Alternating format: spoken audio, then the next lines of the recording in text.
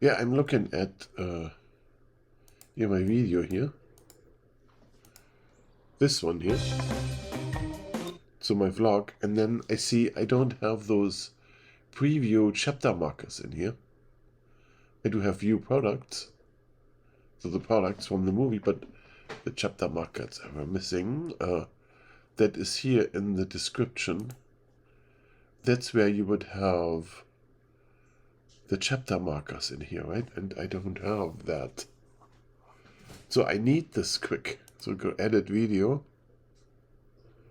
there, and then you can add this here. So the chapter marker, the timings have to go in here, but what are the chapter markers? So as I made the project here in Final Cut Pro on the left, let me select the project.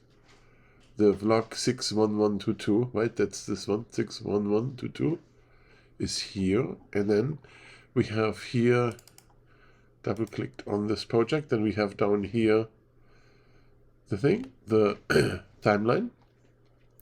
And down here we have those orange markers. And each of those markers has a name to it. So when you click on there, you can click on modify, and then you can see what it says. So the Hunt White Bones, right? That's on that one. And there is like, oh, did I do delete? Let's undo that. So there is a bunch of them here. Let me turn my transitions off so that we have a timeline. You see, there is all over those chapter markers I put in there. And what we're going to do now is I'm opening this tool here. That's the creator's best friend, right? And I drag my project into this. Boom. And then what it does, it creates the chapter markers for me. I say copy the clipboard, so copy this to clipboard, and then here, there, I just do paste. Adjust this little here. So now they're all in there. I can say save. And then I can go here and view my video on YouTube.